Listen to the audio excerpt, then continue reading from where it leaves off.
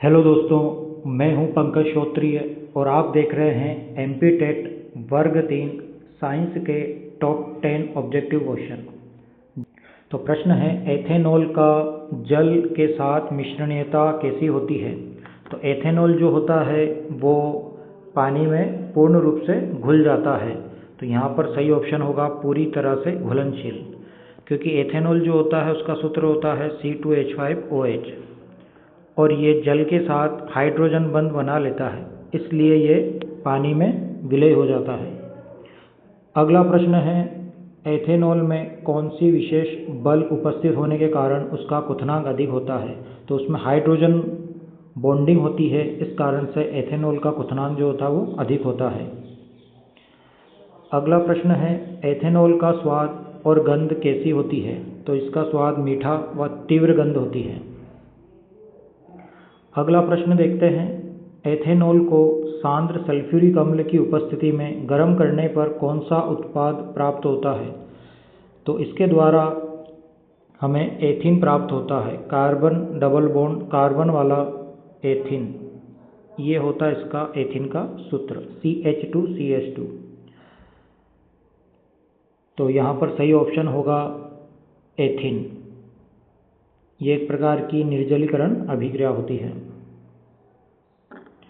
अगला प्रश्न देखते हैं, एथेनॉल का ऑक्सीकरण अम्लीय पोटेशियम डाइक्रोमेट द्वारा करने पर क्या प्राप्त होता है। तो इसके द्वारा पहले एसिटिल्डिहाइड प्राप्त होता है या एल्डिहाइड प्राप्त होता है, उसके बाद एसिटिक अम्ल प्राप्त होता है। तो सही ऑप्शन होगा एसिटिक अम्ल। अगला प्रश्न है, एथेनॉल सोडियम धातु के साथ अभिक्रिया करने पर क्या बनाता है।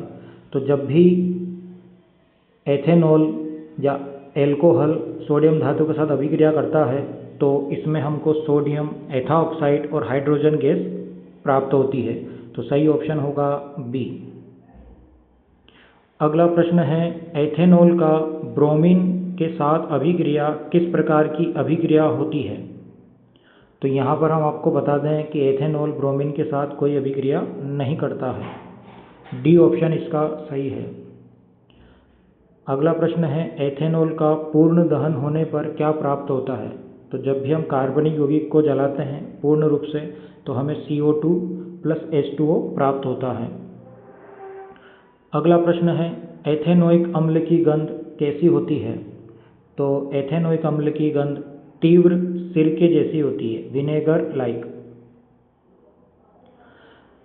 अगला प्रश्न है, एथेनोइक अम्ल का जल में घुलनशीलता कैसी होती है। तो एथेनोइक अम्ल जो होता है वो जल में घुल जाता है, तो पूरी तरह घुलनशील है। एथेनोइक अम्ल में कौन सी अंतराणुक बल प्रमुख होता है। तो इसमें जो अंतराणुक बल या बंध जो होता है वो हाइड्रोजन बंध होता है, इसके कारण ही ये जल में घुलनशील है। एथेनोइक अम्ल सोडियम धातु के साथ अभिक्रिया करने पर क्या बनाता है। तो यहाँ पर sodium acetate plus hydrogen gas यहाँ से निकलेगी। अगला प्रश्न है,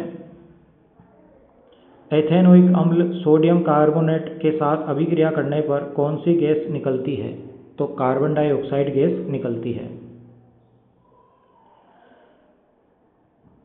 एथेनोइक अम्ल और एथेनॉल के बीच सांद्र सल्फ्यूरिक अम्ल की उपस्थिति में कौन सा यौगिक बनता है। तो इसमें एस्टर बनता है। सी ऑप्शन इसका सही है।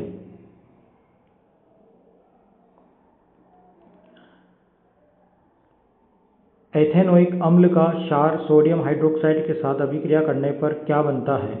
तो यहाँ पर अम्ल और क्षार अभिक्रिया कर रहे हैं, तो यहाँ पर बनेगा सोडियम एसीटेट और जल बनेगा। बी ऑप्शन इसका सही है।